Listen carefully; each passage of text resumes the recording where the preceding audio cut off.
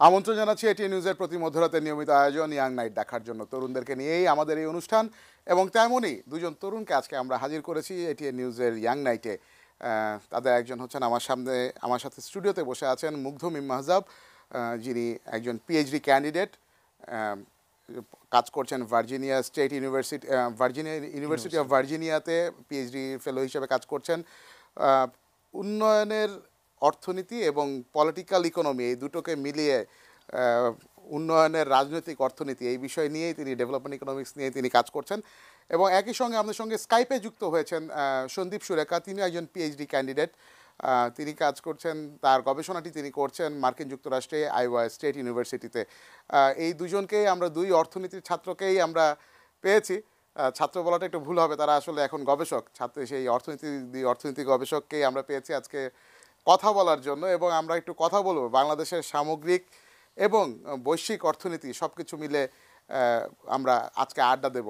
আপনারা যারা এই মুহূর্তে টেলিভিশন সেটের সামনে রয়েছেন বা ইউটিউবে বা ফেসবুকে রয়েছেন, তাদেরকে জানিয়ে দিচ্ছি আপনারা ফোন করতে পারেন, আমাদের সঙ্গে যুক্ত হতে পারেন আজকের আড্ডায় 818-9218 এই নাম্বারে ফোন করে আপনারা প্রশ্ন করতে পারেন। সরাসরি কোনো প্রশ্ন থাকলে, কোনো কিছু জানার থাকলে বা শুভেচ্ছা জানাতে হলেও আপনারা প্রশ্ন করতে পারেন। আর এছাড়া ফেসবুক এবং ইউটিউবের কমেন্ট বক্সে আপনারা কমেন্ট করতে পারেন। আমরা সরাসরি চলে যাব এখন আজকের আড্ডায়। মুগ্ধ, আপনি কাজ করছেন 2013 সালে আপনি প্রথম দেশের বাইরে চলে গেলেন মাস্টার্স করতে ফুল ব্রাইট স্কলারশিপ নিয়ে। তার আগে আপনি বাংলাদেশে ঢাকা বিশ্ববিদ্যালয় থেকে অনার্স এবং মাস্টার্স করেছেন। ফুল ব্রাইট স্কলারশিপটা খুব প্রেস্টিজিয়াস, মানে পুরো ওয়ার্ল্ড ওয়াইডই, এবং এটা একসময় এটা ডক্টরেট করার জন্য দেওয়া হতো, কিন্তু লাস্ট ফর 10 ইয়ার্স বা একটু কিছু বেশি সময় ধরে এটা শুধুমাত্র মাস্টার্সের ক্যান্ডিডেটদের জন্যই দেওয়া হয়।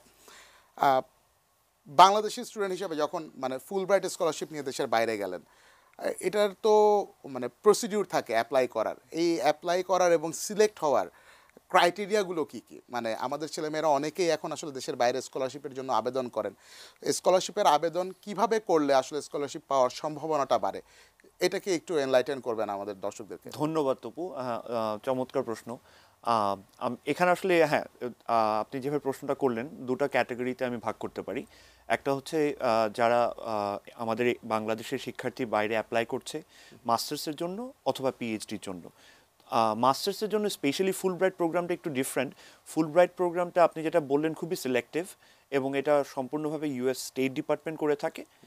বিভিন্ন অন্যান্য দেশের যখন ফুল ব্রাইট স্কলাররা আমেরিকাতে যাচ্ছে পড়তে, নিজস্ব গভর্নমেন্ট এবং ইউএস গভর্নমেন্ট একসাথে সেই প্রোগ্রামটা করে, কিন্তু বাংলাদেশের ক্ষেত্রে এটা সম্পূর্ণভাবে ইউএস স্টেট ডিপার্টমেন্ট সিলেকশনটা করে।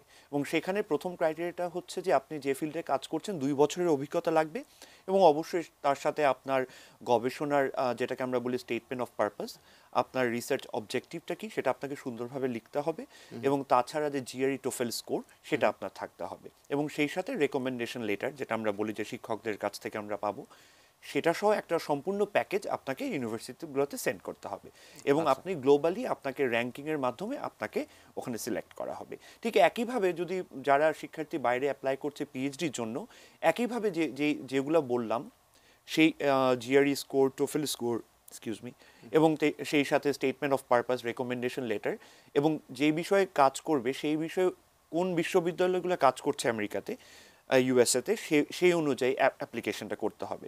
এবং আপনি জানেন যে ইন্টারন্যাশনাল স্টুডেন্ট হিসেবে অন্যান্য ইন্টারন্যাশনাল স্টুডেন্টের সাথে কম্পিট করেই ওখানে পিএইচডির ফান্ডিংটা পেতে হবে।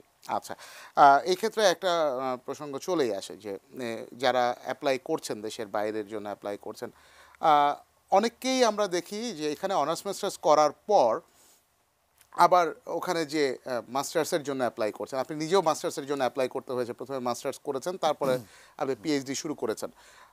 এই সেকেন্ড টাইম মাস্টার্স কেন? আপনি তো অলরেডি দেশে একবার মাস্টার্স করেছেন এবং রিনাউন্ড একটা ইউনিভার্সিটি থেকে মাস্টার্স করেছেন, আবার বাইরে যে ওখানকার ইউনিভার্সিটিতে কেন মাস্টার্সটা করতে হচ্ছে? এটা খুবই ভালো একটা প্রশ্ন, এবং এটার সাথে আমি আরেকটু অ্যাড করব যে অনেকেই যাচ্ছে যারা এখান থেকে দেখা যাচ্ছে অনার্স মাস্টার্স করে পিএইচডিতে যাচ্ছে, কিন্তু একটা বড় পোর্শনই আপনি যেটা বললেন একটা সেকেন্ড মাস্টার্স করতে চাই। তার একটা কারণ হচ্ছে কেননা আমাদের ইউএসের যে এডুকেশন সিস্টেমটা সেটার সাথে একটু হ্যাবিচুয়েটেড হওয়া, এবং অনেক ধরনের ইউএসের সোসাইটির সাথেও আপনার একটু হ্যাবিচুয়েটেড হতে হবে, এবং তাদের পড়াশোনার সিস্টেমটা যেহেতু একটু আলাদা আমরা যেভাবে পড়ছি, সেই জন্য মাস্টার্স প্রোগ্রাম করে একটু নিজস্ব কনফিডেন্সটা বিল্ড আপ করার জন্য, যেন যেহেতু পিএইচডি একটি লং টার্ম ইনভেস্টমেন্ট, আপনাকে 6 থেকে 7 বছর ইউএসএতে পড়তে হবে তার আগে মাস্টার্সটা দেখা যাচ্ছে 1 বছর অথবা 2 বছরের প্রোগ্রাম।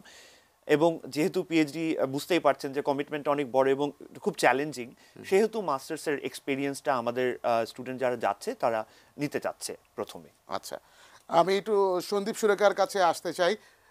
সন্দীপ, আপনিও মাস্টার্স করেছেন এবং এখন পিএইচডি করছেন। আপনার এক্সপিরিয়েন্সও কি এই মুগ্ধর মতো একই রকম নাকি? আপনিও কি ঠিক একই কারণগুলোর কারণে মাস্টার্সটা সেকেন্ড টাইম মাস্টার্সের দিকে অগ্রসর হলেন? আসলে তপু ধন্যবাদ, এটিএন বাংলাকেও ধন্যবাদ। এটিএন এখানে নিউজ। একটি ব্যাপার বলতে চাই যে আমি আসলে সরাসরি পিএইচডি তে এসেছি, তো আচ্ছা এখানে মুগ্ধ থেকে আমার ইয়েটা একটু ডিফারেন্ট। আচ্ছা। আর কারণগুলো সম্পর্কে মুগ্ধ যেটি বলেছে সেটার সাথে আমি পুরোপুরি একমত। এবং আহ, আসলে ইউএস এর ইকোনমিক্স এর পড়াশোনাটা একটু বেশি ম্যাথমেটিক্যাল। এটি আচ্ছা আসলে আমাদের দেশ থেকে একটু ডিফারেন্ট আর কি। আমাদের দেশেও আসলে জিনিসটা এখন ক্যাচ আপ করছে, বিশেষ করে ঢাকা ইউনিভার্সিটি ইকোনমিক্স ডিপার্টমেন্ট এখন অনেক বেশি ম্যাথমেটিক্যাল কোর্সগুলোর প্রতি ফোকাস করছে। তো সেদিক থেকে আমরা যখন পড়েছি সেখানে একটা বড় ডিফারেন্স ছিল বাংলাদেশের সাথে ইউএস এর যে পড়াশোনার মানের, সেই ডিফারেন্সটা আস্তে আস্তে কমে আসছে, কিন্তু এখনো সেই ডিফারেন্সটা আছে কিছুটা। তো আচ্ছা সেই জিনিসটা আমরা যখন ইউএসএ তে পড়াশোনা করি তখন আহ সেই জিনিসগুলোর উপরে বেশি ফোকাস দিতে পারি। এবং আসলে ইকোনমিক্সে আমরা যখন কাজ করতে চাই আমরা সবাই একটি নাম্বার চাই, বা এ ধরনের নাম্বার যে আমাদের ডেভেলপমেন্টের কথার কথা, যে আমরা যদি আমাদের গভর্নমেন্টের ইনভেস্টমেন্টের দিকে তাকাই তাহলে আমাদের কত টাকা আসলে কোথায় ইনভেস্ট করতে হবে, এরকম নাম্বার যখন আমাদের দরকার তখন সেটার জন্য আসলে ম্যাথমেটিক্যাল মডেল দরকার। হুম সে হুম। সেদিক থেকে ইউএস এর পড়াশোনার সিস্টেমটা আমাদের বাংলাদেশের পড়াশোনার সিস্টেম থেকে একটু হলেও এগিয়ে। আচ্ছা, এই একটু এগিয়ে কথা বলছেন, কিন্তু আমরা বিভিন্ন সময়ই আসলে নানাজনের কাছ থেকে বিশেষ করে জ্ঞানীগুণী মহলের যারা রয়েছেন তারাই বলেন, শিক্ষাবিদ যারা রয়েছেন তারাই বলেন যে আমাদের সিলেবাসগুলোকে, বিশেষ করে ইউনিভার্সিটি লেভেলের সিলেবাসগুলোকে আরও বেশি আপডেটেড করা দরকার। এবং একটা সার্বিকভাবে একটা ইন জেনারেল একটা অভিমত রয়েছে যে বিশ্ববিদ্যালয়ের পর্যায়ের পড়াশোনার মান বাড়ার বদলে একটু হয়তো স্ট্যান্ডার্ডটা একটু ফল করেছে। আপনারা তো নিজেরা সরাসরি কাজ করছেন, আপনারা ইউনিভার্সিটি পার করে এখন বাইরের ইউনিভার্সিটিগুলোতে যাচ্ছেন, বিশ্বের নামি দামি র্যাঙ্কিং মানে র্যাঙ্কড ইউনিভার্সিটিগুলোতে কাজ করছেন। আপনাদের কাছে অন্যান্য দেশের যে স্টুডেন্ট, আপনাদের যারা সহপাঠী যারা রয়েছেন, ফেলো রিসার্চার যারা রয়েছেন, তাদের সাথে কথা বলে আপনাদের কাছে কী মনে হয়েছে বাংলাদেশের ছেলেমেয়েরা যেই পড়াশোনা বা যে স্ট্যান্ডার্ড থেকে তারা আমেরিকায় ইউএসএতে যাচ্ছেন বা অন্য দেশগুলোতে যাচ্ছেন, তাদের মান এবং আমাদের দেশের পড়াশোনার মান আসলে কতটা সমতা বিধান করে বা স্ট্যান্ডার্ডটা কতটুকু আপ টু দ্য মার্ক? প্রথমে একটা কথা বলতে চাই যে মানে বিশ্ববিদ্যালয়ে পড়াশোনার মান কমে যাচ্ছে, এ কথাটি আসলে মানে অ্যাক্রস দ্য বোর্ড হয়তো সত্যি নয়। এটাই ডিপেন্ড করে যে আপনি কোন ডিপার্টমেন্টের কথা বলছেন বা কোন ইউনিভার্সিটির কথা বলছেন। হুম হুম আরেকটি ব্যাপার হচ্ছে যে পড়ে যাচ্ছে, এটা থেকে আসলে গুরুত্বপূর্ণ ব্যাপার হচ্ছে যে আসলে পড়াশোনার জিনিসটা তো একটা কন্টিনিউয়াস একটা ডেভেলপমেন্টের প্রসেস আর কি, যে হুম আপনার পড়াশোনার মানটা কেমন হবে। সেখানে বিশ্বের সব দেশ এগিয়ে যাচ্ছে। প্রশ্নটা হচ্ছে যে আমরা কি আসলেই সেই রেট অফ গ্রোথের সাথে ক্যাচ আপ করতে পারছি কিনা।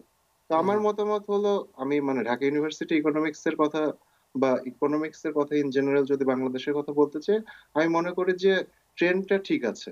আমি বলবো যে হয়তো একদম গ্লোবালি গ্লোবাল লেভেলে কম্পিট করার মতো পজিশনে হয়তো আমরা নেই এখনো, কিন্তু আমাদের ট্রেন্ডটা ঠিক আছে।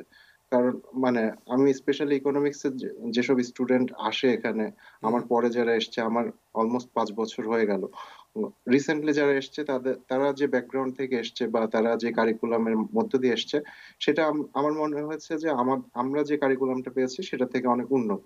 সেই আচ্ছা সেন্সে সেই ডেভেলপমেন্টটা হচ্ছে। আচ্ছা। এখানে আহ, আমি একটু মুগ্ধর কাছ থেকে জানতে চাবো, মুগ্ধ ভাই আপনি কিছু অ্যাড করতে চান কিনা? মানে আমরা এই যে সিলেবাস আপগ্রেডেশনের কথা বলছি, অ্যাট দ্য সেম টাইম এই সিলেবাস যারা পড়াবেন সেই ফ্যাকাল্টিদের ক্ষেত্রেও তো গুণগত পার্থক্য নিশ্চয়ই অনেক বেশি। না হলে ওরা এত ভালো সামনের দিকে এগিয়ে গেল, আমরা এত পিছিয়ে আছি কেন? এটা চমৎকার পয়েন্ট।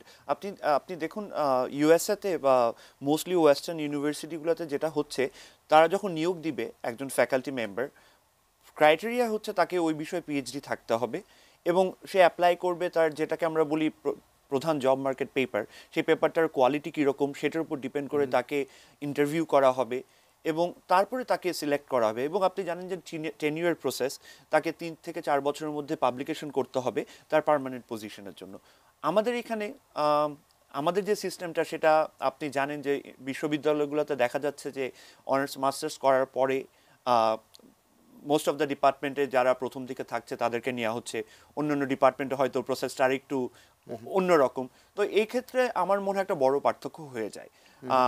অবশ্যই এখানে আর্গিউ করা যেতে পারে যে যারা পিএইচডির জন্য যাচ্ছে বাইরে, তারা হয়তো অনেকে একটা বড় অংশ ফিরে আসছে না, সে আমাদের তো ফ্যাকাল্টি লাগবে। কিন্তু আমার মনে হয় যে এইখানে আমাদের কিছু একটা কাজ করার মানে অপশন আছে। আমাদের যদি দেখা যায় যে এরকম পিএইচডি করে যারা ফিরছে তারা ইউনিভার্সিটিতে জয়েন করছে প্রথম থেকে, তাহলে হয়তো যারা সন্দীপ যেটা বলতে চাচ্ছিল, আন্ডারগ্র্যাড যারা পড়াশোনা করছে, আপ টু ডেট যেই গ্রোথ মানে যেই পড়াশোনাগুলো হচ্ছে তারা জানতে পারবে। একটা এক্সাম্পল দিতে পারি, আমি আসার আগে মেশিন লার্নিংয়ের উপর একটা কোর্স করলাম। আপনি জানেন যে এআই, আর্টিফিশিয়াল ইন্টেলিজেন্স নিয়ে এখন অনেক পড়াশোনা হচ্ছে এবং ইকোনমিক্সেও এখন মেশিন লার্নিং, ডেটা সায়েন্সের উপর অনেক কিছু হচ্ছে। তো এই আপডেটেড ইনফরমেশনগুলো যখন একজন ওখান থেকে পড়ে এখানে আসবে, তখন আমাদের আন্ডারগ্র্যাডরা জানতে পারবে।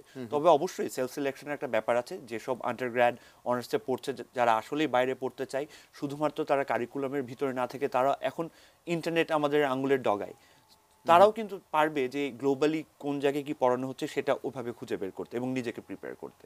আচ্ছা, এইখানে আরেকটা প্রসঙ্গ চলেই আসে যে আমাদের এটা তো গেল একটা ফ্যাকাল্টি সাইডের কথা, আমাদের সেলফ ডেভেলপমেন্টের কথা, কিন্তু আমরা যে স্টুডেন্টদেরকে আমরা তৈরি করছি এবং এই যে আপনি নিজেই বললেন যে একটা বড় অংশ আর দেশে ফেরত আসছে না, আমরা তো দেখছি যে এদেরকে আসলে দেশে ফেরত আনার উপায়টা কি? আপনি নিজে লিয়েনে আছেন, আপনি বাংলাদেশ উন্নয়ন গবেষণা প্রতিষ্ঠানে চাকরি করছেন এবং শিক্ষা ছুটি নিয়ে আপনি এই আপনার পিএইচডি এবং মাস্টার্স দুটোই আপনি পিএইচডি করছেন। তো এই যে সবাই তো আর আসলে বিআইডিএস চাকরি করবে না, বা সবাই তো আর রিসার্চের দিকে যাচ্ছে না, কিন্তু আমাদের এখনকার ছেলে মেয়েদের যে ট্রেন্ড আমরা দেখতে পাচ্ছি, যে আপনারা সবাই জানেন, যারা দেশের বাইরে থেকে তারাও এটা জানেন যে বাংলাদেশের ট্রেন্ড এখন বিসিএস ট্রেন্ড। কিন্তু ইকোনমিক্স থেকে বা ফিজিক্স থেকে বা ম্যাথমেটিক্স থেকে একটা ছেলে পড়াশোনা করে হায়ার ডিগ্রি নিয়ে যেখানে তার গবেষণায় যাওয়ার কথা, সেই জায়গায় না যে মৌলিক সাবজেক্টের ছেলে মেয়েরা কেন একটা নিশ্চিত ভবিষ্যতের কথা চিন্তা করে কেন সরকারি চাকরির দিকে ধাবমান হবে? সরকারি চাকরি কি আসলে তাহলে বাংলাদেশের জন্য একটা আলটিমেট গোল হয়ে যাচ্ছে কিনা, এবং সেটা আসলে মেধার বিকাশ এবং উদ্ভাবনের ক্ষেত্রে কতটা অন্তরায় বলে মনে করছেন? এটা খুবই চমৎকার প্রশ্ন এবং আমি আমার পার্সপেক্টিভ থেকে বলতে পারি, আমি নিজেও একটা ব্যুরোক্রেটিক ফ্যামিলি থেকে এসেছি। আমি ব্যুরোক্রেসিও দেখেছি, আমি একাডেমিও দেখেছি এবং এখন বর্তমানে যেটা আমি দেখতে পাচ্ছি সেটা হচ্ছে মানে গবেষণার ব্যাপারটা একটু লং টার্ম। আপনাকে একটু সময় এখানে দিতে হবে, মানে রিটার্নটা খুব রেডি না। আমাদের ক্ষেত্রে যেটা দেখা যাচ্ছে, বিসিএসে চলে গেলে বা প্রাইভেট সেক্টরগুলোতে যেখানে চলে যাচ্ছে, খুব রেডি, মানে সব কিছু রেডিমেড। আপনি যাচ্ছেন, আপনি একটা ভালো বেতন পাবেন, পজিশন পাবেন, আপনি আপনার আপনার নিজের মতো কাজ করতে পারবেন। কিন্তু গবেষণার ব্যাপারটা, যেটাকে আমরা বলি লং রান রিটার্নটা অনেক বড়, কিন্তু শর্ট রান রিটার্নটা অতটা বড় না। ওই কমিটমেন্টটা থাকতে হবে। এবং এই যে আপনি যেটা বললেন যে বাইরে থেকে আসছে না, আমার যেটা মনে হয় যে সবারই যে বাইরে থেকে ফেরত আসতে হবে তাও না। বাইরে থেকেও কিন্তু অনেকে অনেক কিছু করছে বাংলাদেশের জন্য। আমার পরিচিত বন্ধুরা, সিনিয়ররা যারা শুধুমাত্র ইকোনমিক্স না, অন্যান্য সাবজেক্টও যারা পড়াশোনা করছে, তাদের গবেষণার ফিল্ড কিন্তু তারা বাংলাদেশে রাখছে এবং তারা বাইরে থেকে বাংলাদেশের জন্য গবেষণা করে যাচ্ছে। আমরা তো আমাদের প্রখ্যাত বিজ্ঞানী মাকসুদ আলম এবং আবেদ খানের কথা জানি, যারা জিনোম সিকোয়েন্স এবং ধানের জিন চক্র নিয়ে গবেষণা করেছেন এবং বাংলাদেশকে অনেক কিছুই দিয়েছেন। তো বাইরে থেকেও আসলে অবদান যে রাখা যায় না তা না। কিন্তু সন্দীপ, আপনার কাছে আমার প্রশ্নটা হবে যে আপনি যখন আপনি যে এগ্রিকালচারাল ইকোনমি নিয়ে কাজ করছেন, আপনার গবেষণার একটা বড় অংশ রয়েছে এটা নিয়ে, এগ্রিকালচার নিয়ে, এগ্রিকালচারাল ইকোনমি, ডেভেলপমেন্ট পলিসি এগুলো নিয়ে। আপনি কি আশা করছেন যে আপনি যদি দেশে ফেরত আসেন, আপনার জন্য একটা প্রপার ফিল্ড থাকবে গবেষণা করার জন্য, যে আপনার যে গবেষণালব্ধ জ্ঞান, আপনার যে জ্ঞানটা আপনি অর্জন করে আসলেন বাইরে আপনার পরিশ্রম দিয়ে, সেটা আপনি বাংলাদেশে ইমপ্লিমেন্ট করতে পারবেন, এই কনফিডেন্স আপনার মধ্যে কতটা আছে? তবু আমি আপনার আগের প্রশ্নে একটু ফিরে যেতে চাই। যেটা আপনি বলছিলেন যে অন্যান্য দেশের স্টুডেন্টদের সাথে বা অন্যান্য দেশের পড়াশোনার মানের সাথে আমাদের দেশের কি পার্থক্য। এখানে আমরা যদি ইন্ডিয়া এবং চায়নার সাথে একটু কম্পেয়ার করি, তাহলে আমরা যদি দেখি যে ইন্ডিয়ার বা চায়নার ইউনিভার্সিটি গুলোতে যে ফ্যাকাল্টিদের যখন নিয়োগ দেওয়া হচ্ছে, হুম হুম এখন তারা কিন্তু গ্লোবালি কম্পিট করছে। হুম আপনার যদি আপনার শীর্ষ পর্যায়ে ট্যালেন্টের ক্ষেত্রে দেখতে হয়, তাহলে আপনার এই কম্পিটিশনটা কিন্তু গ্লোবাল, এটা কিন্তু কম্পিটিশনটা লোকাল নয়।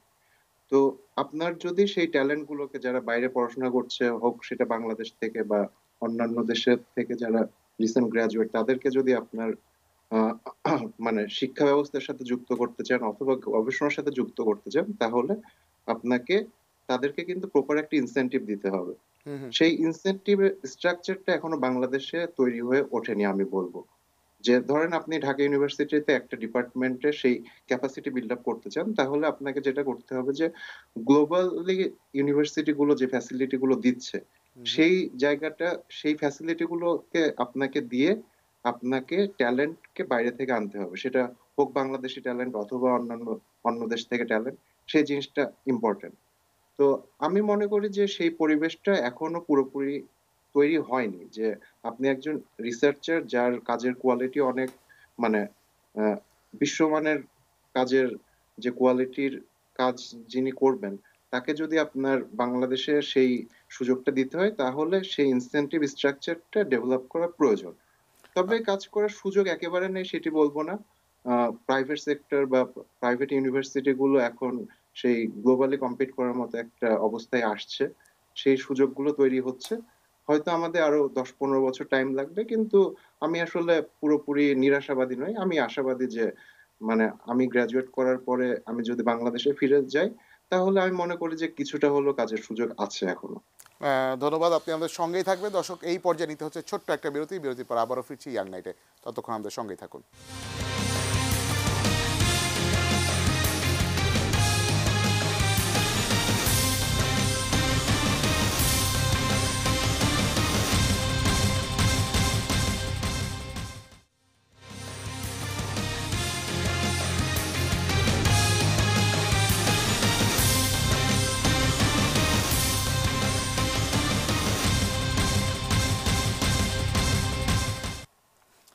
বিরতির পর আবারও স্বাগত জানাচ্ছি ইয়াং নাইটে। আমাদের সঙ্গে রয়েছেন মিম মাহজাব এবং সন্দীপ সুরেখা।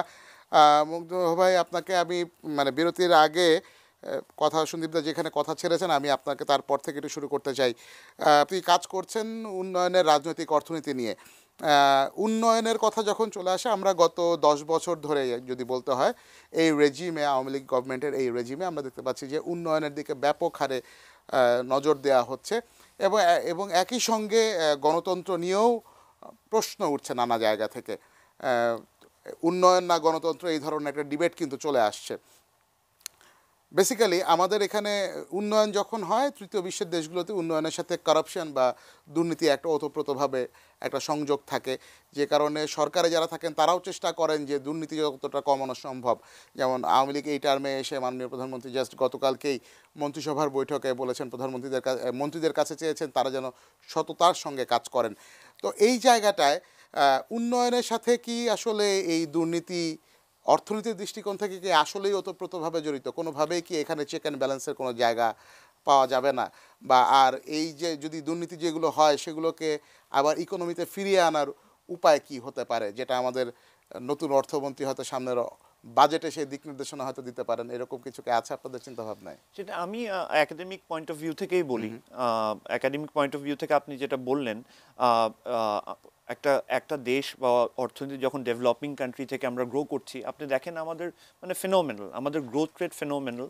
এখন এখন যেটা যেটা হয়, গণতন্ত্র, আহ, আমরা একটা ডেমোক্রেটিক কান্ট্রি, ইকোনমিক ডেভেলপমেন্ট হচ্ছে, এখন সেখানে দেখা যাবে করাপশন আপনি কমপ্লিটলি রুট আউট করতে পারবেন না, এটা কোথাও হয়নি, এটা যদি বলা হয় এটা খুব মানে স্ট্রং স্টেটমেন্ট হবে।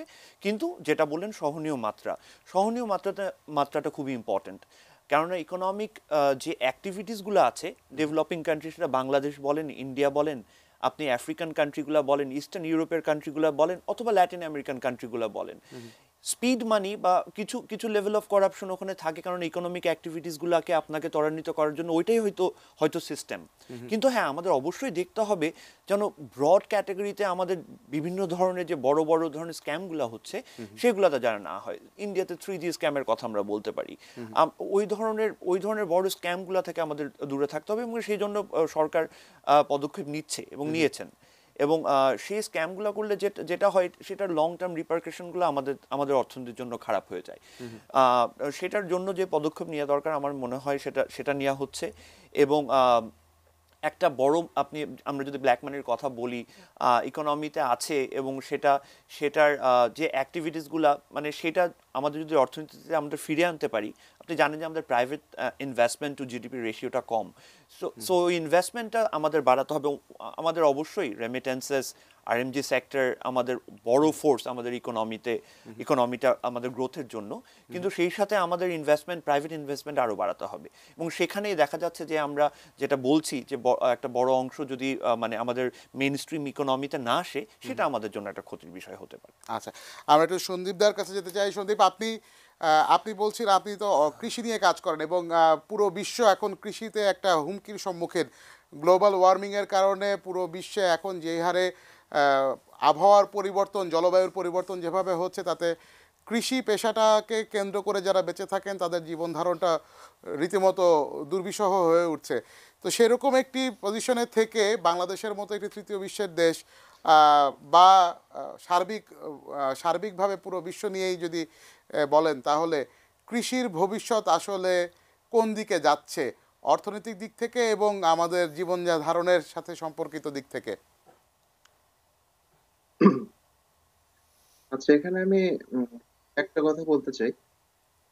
সেটি হচ্ছে যে কৃষির ক্ষেত্রে আহ, আমরা যে মানে জলবায়ু পরিবর্তনের যে প্রভাবটা, সেটি আমাদের মতো ছোট দেশের জন্য জলবায়ুর প্রভাবটা হচ্ছে যে আমাদের আসলে এটা কন্ট্রোলের বাইরে।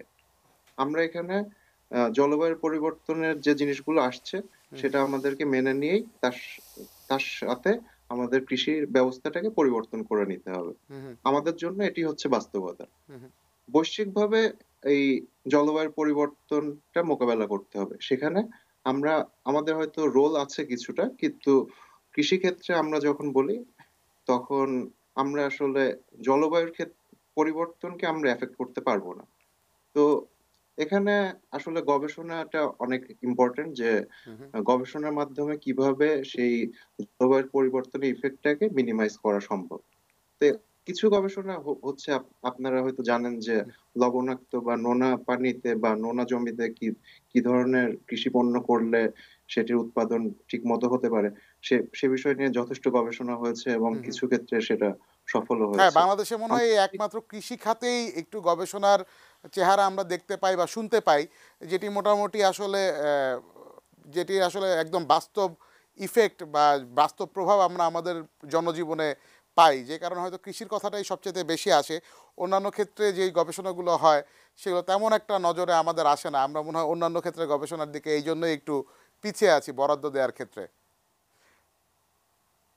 আচ্ছা, হ্যাঁ, এটা সত্যি। মানে দেশটা একসময় কৃষিভিত্তিক দেশ ছিল, তো গবেষণাটা প্রথমে কিন্তু ওই কৃষিতে হওয়াটাই বেশি জরুরি ছিল। এবং সেই কৃষি গবেষণার ক্ষেত্রে কিন্তু আমরা যথেষ্ট এগিয়েছি, এবং আহ, মানে সেই গবেষণাগুলো যদি অব্যাহত থাকে আমরা হয়তো বা মানে বৈশ্বিক যে জলবায়ুর পরিবর্তন সেটার সাথে তাল মিলিয়ে আমরা আহ, সেই জিনিসগুলো মানে সেই কৃষি ব্যবস্থাটাকে আমরা সেই উন্নয়নের ধারাটা আমরা বজায় রাখতে পারবো বলে আমি মনে করি। হ্যাঁ, আমি একটু মুগ্ধ ভাই আপনার কাছে আসতে চাই। একেবারে শেষ দিকে চলে এসেছি আমরা অনুষ্ঠানের। আর কিছুদিন পরেই আপনারা দুজনেই যেহেতু ঢাকা বিশ্ববিদ্যালয়ের স্টুডেন্ট, দুজনের এক্স স্টুডেন্ট, দুজনের কাছে আমার প্রশ্ন থাকবে একই প্রশ্ন। সেটা হচ্ছে ঢাকা বিশ্ববিদ্যালয় কেন্দ্রীয় ছাত্র সংসদ নির্বাচন অনুষ্ঠিত হওয়ার একটা সম্ভাবনা তৈরি হয়েছে আবারও।